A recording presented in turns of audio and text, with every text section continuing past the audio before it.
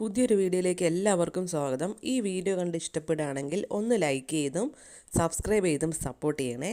അങ്ങനെ ദേവ്യാനി നയനടുത്ത് സംസാരിക്കുകയായിരിക്കും.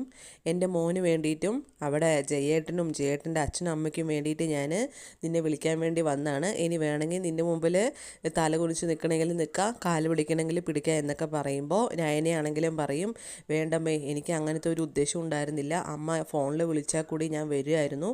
വയ്യാത്ത അമ്മ ഇങ്ങോട്ട് എത്തിച്ചിട്ട് എനിക്ക് വരണമെന്നൊരു താല്പര്യം ഉണ്ടായിരുന്നില്ല എന്നൊക്കെ പറയുമായിരിക്കും. ദേവ്യാനിയാണെങ്കിലും പറയുമായിരിക്കും, ഞാൻ എൻ്റെ ജീവിതത്തിൽ ആരുടെ മുമ്പിലും തല കുനിച്ചിട്ടില്ല. ജയേട്ടൻ്റെയും ജയേട്ടൻ്റെ അച്ഛൻ്റെ അമ്മയുടെ മുമ്പിൽ മാത്രമേ ഞാൻ തല കുനിച്ചിട്ടുള്ളൂ. വേണമെങ്കിൽ ഞാനിപ്പോൾ നിൻ്റെ മുമ്പിലും തല കുനിച്ചു തരാം എന്നൊക്കെ ഇങ്ങനെ സംസാരിക്കുമ്പോൾ നയനയാണെങ്കിലും അങ്ങനെയൊന്നും എനിക്കില്ല അമ്മ, അമ്മയ്ക്ക് എന്നെ അറിയാത്തത് കൊണ്ടാണ് എന്നൊക്കെ പറയുമായിരിക്കേ. അപ്പോൾ ദേവ്യാനിയാണെങ്കിലും മനസ്സിൽ വിചാരിക്കുകയായിരിക്കും, എനിക്ക് നിന്നെ ശരിക്കും മനസ്സിലായി മോളെ എന്നുള്ള രീതിക്ക്. പക്ഷേ അത് പുറത്ത് കാണിക്കുകയൊന്നും ചെയ്യുന്നുണ്ടാവില്ല. എന്നിട്ടാണെങ്കിലും പറയുമായിരിക്കും, നീ എന്തായാലും വേഗം റെഡിയാകുക, എടുക്കാനുള്ളതൊക്കെ എടുത്തോ, നമുക്ക് ഇന്ന് തന്നെ പോകണം. ഇനിയിപ്പോൾ ആദർശിനെ ഒന്നും വിളിച്ച് പറയാൻ നിൽക്കണ്ട, അവിടെ ചെല്ലുമ്പോൾ അവർ അറിഞ്ഞാൽ മതി എന്നുള്ള കാര്യമൊക്കെ പറയുമായിരിക്കും. എന്നിട്ട് പിന്നെ ദേവ്യാനി പതുക്കെ റൂമിൽ നിന്ന് പുറത്തോട്ട് ഇറങ്ങായിരിക്കും. എന്നിട്ട് തിരിച്ച് നയനെ ഒന്നിങ്ങനെ നോക്കുന്നൊക്കെ ഉണ്ടാവുക. എന്നിട്ട് പിന്നെ ദേവ്യാനി പോയി കഴിയുമ്പോൾ നയനയ്ക്ക് ഭയങ്കര സന്തോഷമാവുമായിരിക്കും. എന്നിട്ട് മനസ്സിലിങ്ങനെ പറയുമായിരിക്കും, ഞാൻ ആഗ്രഹിച്ച പോലെ തന്നെ എൻ്റെ കാര്യങ്ങളൊക്കെ നടന്നു, എന്നെ അമ്മ വിളിക്കാൻ വന്നു എന്നുള്ള സന്തോഷത്തിലാണ് നയനയും. അത് കഴിഞ്ഞ് ദേവ്യാനി നേരെ ഹാളിലേക്ക് പോവുമായിരിക്കും. അപ്പോൾ ഗോവിന്ദും നന്ദും വേഗം എഴുന്നേൽക്കും കേട്ടോ. എന്നിട്ട് കനക എവിടെ എന്ന് ചോദിക്കുമ്പോൾ കനകയാണെങ്കിൽ ചായയും കൊണ്ട് വരുമായിരിക്കും. അപ്പോൾ ഞാൻ നിങ്ങളുടെ ചായ കുടിക്കാൻ വന്നോന്നല്ല, എന്തായാലും നിങ്ങൾ ഇട്ട് കൊണ്ടുവന്നല്ലേ, ഇനിയിപ്പോൾ ഞാൻ കുടിച്ചേക്കാം എന്ന് പറഞ്ഞ് ചായയൊക്കെ വാങ്ങിച്ച് കുടിക്കുന്നുണ്ട്. അപ്പോൾ കനകയ്ക്കാണെങ്കിൽ സന്തോഷമാവുന്നുണ്ട്. എന്നിട്ട് പിന്നെ ദേവയാനി ആണെങ്കിലും പറയുമായിരിക്കും, അവിടെ നയന ഇല്ലാണ്ട് ആർക്കും പറ്റുന്നില്ല, എൻ്റെ മോനാണെങ്കിലും ഒരു വയ്യാത്ത കുട്ടിയാണ്, അവനൊരു കൂട്ട് എപ്പോഴും ആവശ്യമാണ്, എനിക്കും ഇപ്പോൾ വയ്യ. അതുമാത്രമല്ല എൻ്റെ മകന് നയനയില്ലാതെ തീരെ ഉറക്കമില്ല. ഇതിങ്ങനെ തന്നെ തുടർന്നാൽ അവന് ചിലപ്പോൾ വയ്യായിക വരാൻ ഇനിയും ചാൻസ് ഉണ്ട്. അവിടെ എൻ്റെ ഭർത്താവിനും ഭർത്താവിൻ്റെ അച്ഛനും അമ്മയ്ക്കും എല്ലാവർക്കും നയനെ അവിടെ ഉണ്ടായാൽ മതിയാകും, എല്ലാവർക്കും വേണമെന്നാണ് ആഗ്രഹം. അതുകൊണ്ട് ഞാൻ അവളെ വിളിക്കാൻ വേണ്ടി വന്നതാണ്, ഇന്ന് തന്നെ വിളിച്ചുകൊണ്ട് പോകും എന്നൊക്കെ ഇങ്ങനെ പറയുമായിരിക്കും. അങ്ങനെ സംസാരിച്ചുകൊണ്ടിരിക്കുന്ന സമയത്തായിരിക്കും നയനയാണെങ്കിലും സാരിയെ കൊടുത്ത് ബാഗ് കൊണ്ടൊക്കെ വരികയായിരിക്കും. അപ്പോൾ ദേവയാനി ആണെങ്കിലും പറയുന്നുണ്ട്, നീ ഇത്ര പെട്ടെന്ന് റെഡിയായോ എന്ന് പറയുമ്പോൾ നയനയാണെങ്കിലും എനിക്ക് ഒന്നും എടുക്കാനില്ല, കുറച്ച് സാരി മാത്രമേ എടുക്കാനുള്ളൂ അമ്മയെന്നൊക്കെ പറഞ്ഞിങ്ങനെ വരികയായിരിക്കും.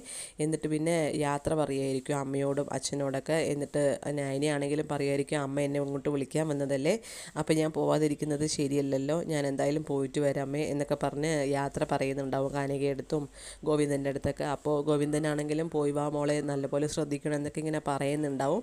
എന്നിട്ട് പിന്നെ അവിടുന്ന് ഇറങ്ങുമായിരിക്കും. അവർ ഇറങ്ങുന്ന സമയത്ത് ദേവയാനി നയനയുടെ കൈയൊക്കെ പിടിച്ചിട്ടാണ് ഇറക്കുന്നത്. അപ്പോൾ ആ ഒരു കാഴ്ചയൊക്കെ കണ്ടുകൊണ്ട് ഇങ്ങനെ കനകയും ഗോവിന്ദും നന്ദുവൊക്കെ ഇങ്ങനെ നോക്കുന്നുണ്ടാവേ. ഇറക്കത്തുനിന്ന് സ്റ്റെപ്പ് ഇറങ്ങുമ്പോഴും കാറ് കയറുമ്പോഴും ഒക്കെ ഇങ്ങനെ പിടിച്ചുകൊണ്ടായിരിക്കും കേട്ടോ നയനയെ കൊണ്ടുപോകുന്നത്.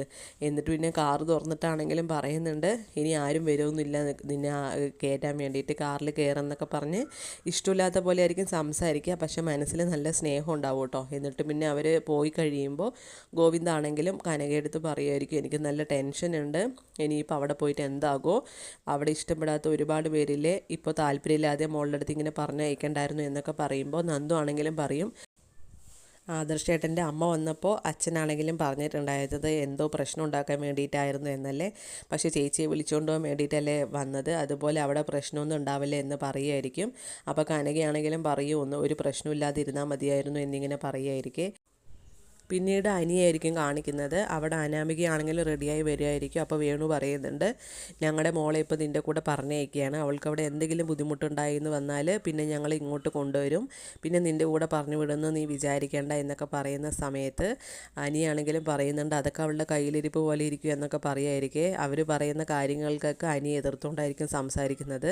നന്ദുവിനെ കൊല്ലാൻ നോക്കിയ ടീമല്ലേ നിങ്ങൾ എന്നൊക്കെ പറയുന്ന സമയത്ത് വേണു ആണെങ്കിലും പറയുമായിരിക്കും, ഓ നന്ദുവിന് എന്ത് പറ്റി എന്നൊക്കെ പറഞ്ഞ് അറിയാത്ത പോലെ ആക്ട് ചെയ്യായിരിക്കേ. അപ്പോൾ അനാമികയാണെങ്കിലും പറയുന്നുണ്ടാവും, അവൾക്ക് കുറേ ശത്രുക്കളുണ്ട്, അവളുടെ സ്വഭാവം അതങ്ങനെയല്ലേ, അതുകൊണ്ട് ആരെങ്കിലും അവളെ കൊല്ലാൻ നോക്കിയതായിരിക്കും എന്നൊക്കെ ഇങ്ങനെ പറയുമായിരിക്കും. വേണുവാണെങ്കിലും അനിയടുത്ത് വീണ്ടും പറയുമായിരിക്കും എൻ്റെ മോളെ പൊന്നുപോലെ നോക്കണം എന്നുള്ള കാര്യമൊക്കെ. അപ്പോൾ അനിയാണെങ്കിലും മോളുടെ കയ്യിലിരിപ്പ് പോലെ ഇരിക്കും എല്ലാ കാര്യങ്ങളും എന്നൊക്കെ പറഞ്ഞ് ഇങ്ങനെ ഓരോന്നൊക്കെ സംസാരിക്കുമായിരിക്കും.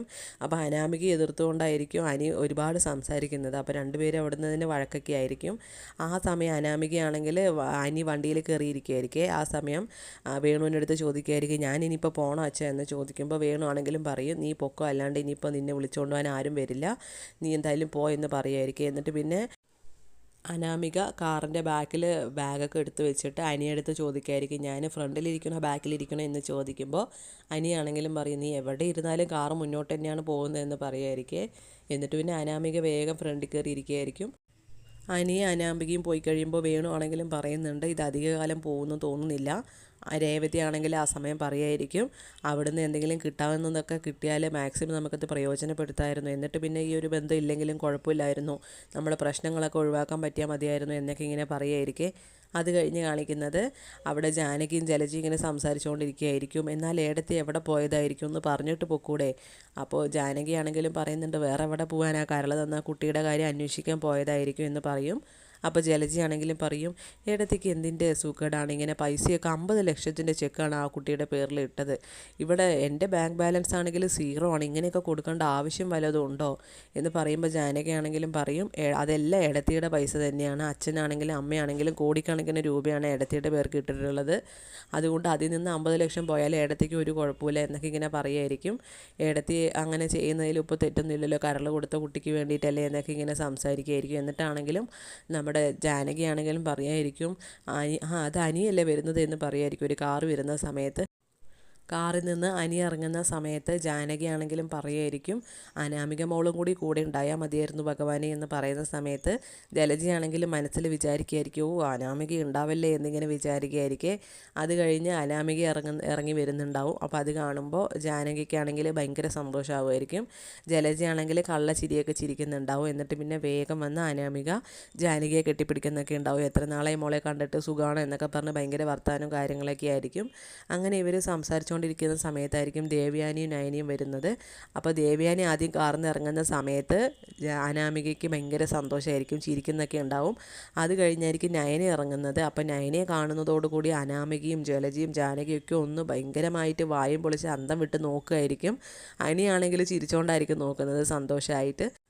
ജലജയാണെങ്കിലും പറയുന്നുണ്ടാവും, ഇത് സ്വപ്നമാണോ യാഥാർത്ഥ്യമാണോ എന്ന് മനസ്സിലാവുന്നില്ലല്ലോ എന്നൊക്കെ പറയുമ്പോൾ ജാനകിയാണെങ്കിലും പറയുന്നുണ്ട്, എനിക്കും വിശ്വസിക്കാൻ കഴിയുന്നില്ല എന്നിങ്ങനെ പറയുമായിരിക്കും. എന്നിട്ട് പിന്നെ ദേവയാനിയാണെങ്കിലും നയനയും കൊണ്ട് അങ്ങോട്ട് വരുന്നുണ്ടാവും. എന്നിട്ട് പിന്നെ പറയുന്നുണ്ട്, ഇവളെ വിളിക്കാനാണോ എടുത്ത് ഇങ്ങനെ പോയത് എന്നൊക്കെ ഇങ്ങനെ പറയുമായിരിക്കും.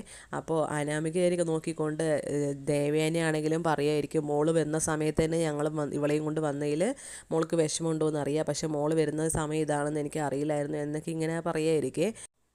ജാനകിയും ജലജി ഇവളെ എന്തിനെ വിളിച്ചുകൊണ്ട് വന്ന് എന്നിങ്ങനെ ചോദിക്കുന്ന സമയത്ത് ദേവയാനി ആണെങ്കിലും പറയുമായിരിക്കും, ഇവിടെ ആർക്കും നയനയില്ലാതെ പറ്റുന്നില്ല, എൻ്റെ മോനാണെങ്കിൽ തീരെ ഉറക്കമില്ല, പിന്നെ അച്ഛൻ്റെ അമ്മേൻ്റെയും കാര്യം പറയണ്ട, ജയേട്ടൻ്റെ കാര്യം പറയണ്ട, അവർക്കൊക്കെ ഇവള് മതി എന്നിങ്ങനെ പറഞ്ഞിട്ട് അതുകൊണ്ടാണ് ഞാൻ വിളിക്കാൻ പോയത്, എൻ്റെ മകൻ്റെയും ഭർത്താവിൻ്റെയും സന്തോഷമല്ലേ ഞാൻ നോക്കേണ്ടത്, അതുകൊണ്ടാണ് വിളിക്കാൻ പോയത് എന്നൊക്കെ ഇങ്ങനെ പറയുമായിരിക്കും ദേവയാനി ആണെങ്കിലും.